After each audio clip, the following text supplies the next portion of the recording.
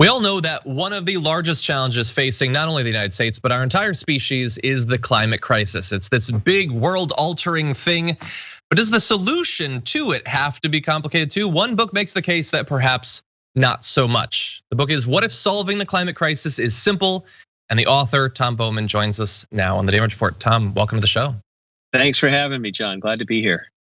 I'm glad to have you here. The title of the book's pretty provocative because it certainly has always seemed like this a very complicated thing. So tell me a little bit about the framing of the book and how you came to the decision to start writing it.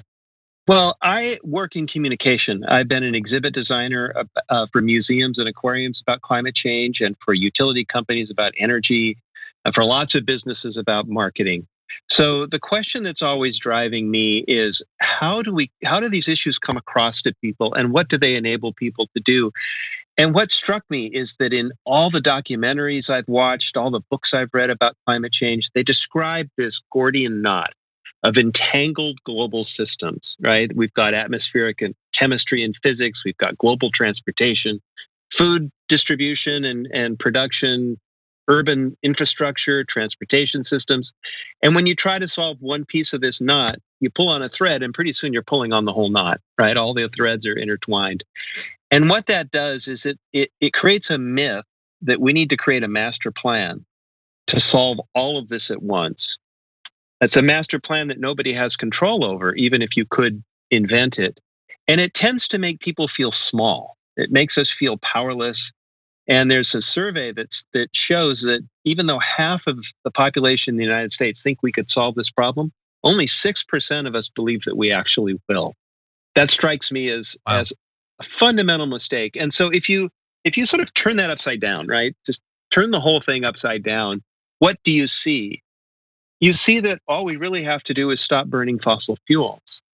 Doesn't mean we have to change everything, go about all of our lives differently. But as we make the decisions we make every day in our businesses and governance and personal lives, we can find ways to do that with a top priority now. And that priority is to burn less fossil fuel as we go. This creates a much broader sense of stakeholder, we become stakeholders. We take ownership of this issue and we create a culture that encourages climate action and change. So that's kind of the gist of the impetus for writing this book. So I have to ask you at least one quick follow-up. So Sure. You made the distinction there between people's understanding of how we might solve the climate crisis and whether they think that we actually would. Do you think that we actually will on the trajectory that we're on right now? I think we can. I think the jury is still out on how much we will. The truth is we've come a long way, but it doesn't get that much attention, and it hasn't built the kind of momentum that will make it really transformational. But the costs of renewable energy have plummeted so much that banks don't want to finance fossil fuel development anymore, energy projects. Banks don't want to finance oil production in the Arctic. It doesn't make any sense.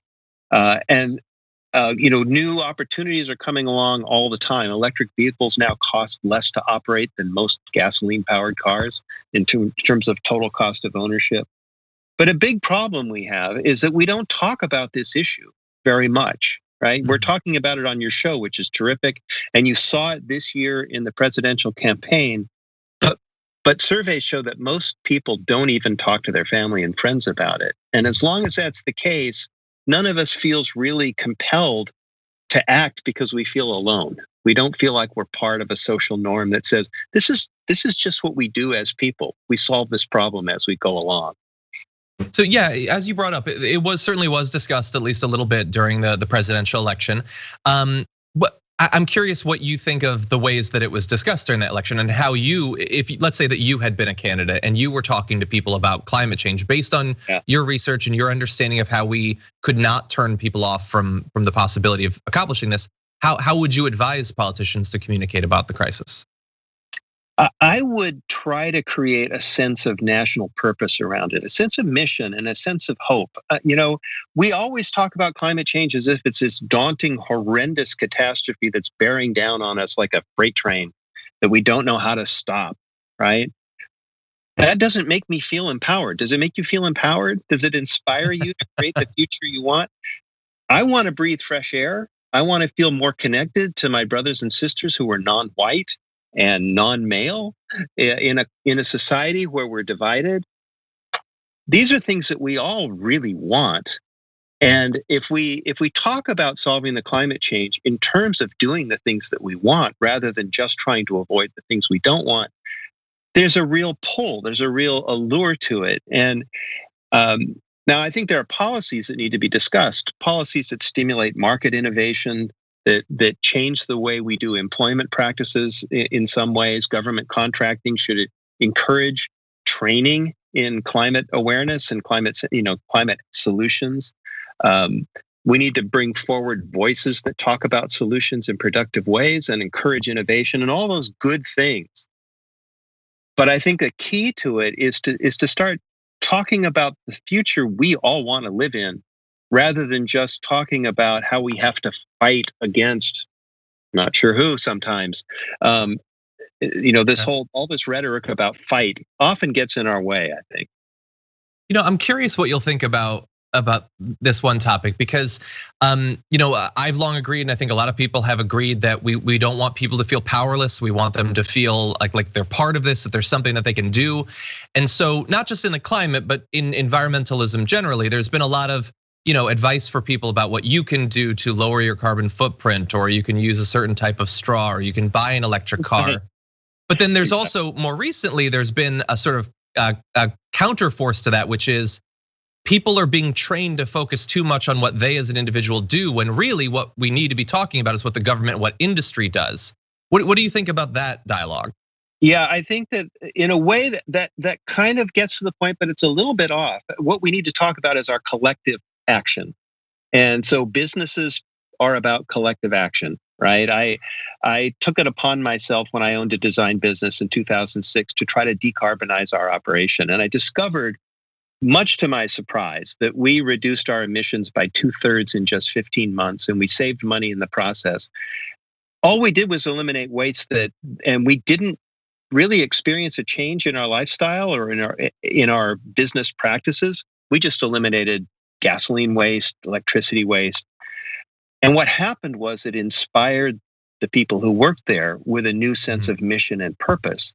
And this begins to have an effect, a ripple effect. They talk about it with their friends and peers. And, so we do need to speak in terms of our collective capacity and stop the focus on trivializing this to just individual actions. I think you're exactly right about that.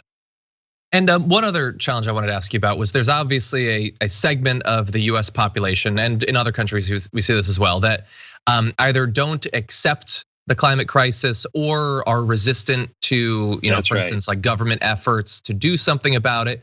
Some people seemingly over the past few years, that's become sort of bound up with their political identity, as opposing these sorts of changes. Do you see your path about the sort of shared national purpose? Is that a way to potentially get through to these people? And do you see that potentially working? I think what we need to do is to be talking to people about the lives they actually live and in the language they actually speak. A lot of the problem with climate change as an idea in parts of rural America, say, that are conservative, is the impression that a heavy hand of government that they don't want to see is going to descend upon them and force them to live in a certain way. I wrote a prior book once for a business industry that I worked in, and at a conference somebody said, "I'll take your book, but I'm not going to give up my pickup truck, and you can't make me do it." And this was in a rural community where pickup trucks make all kinds of sense. You need one, right? The point isn't to just take things away from people, but to have a dialogue with people that allows them to think of this according to the values that they live with. There's a city in Kansas called Greensburg that was literally wiped out by a tornado.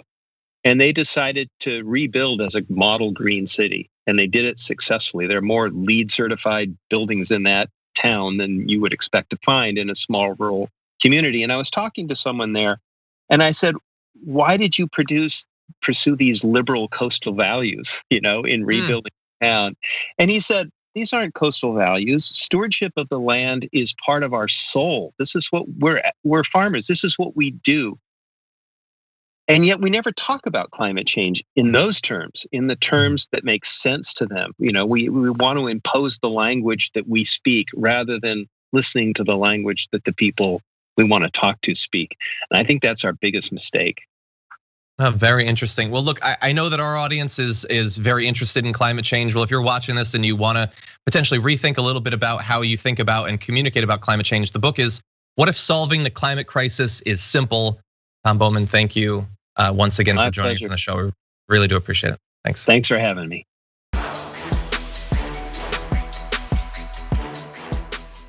For more political news breakdowns, interviews, stories of activism, and me trying my hardest to care about the occasional big celebrity news story, subscribe to our YouTube channel at youtube.com/The Damage Report. And you can ring the bell wherever it is so you don't miss anything.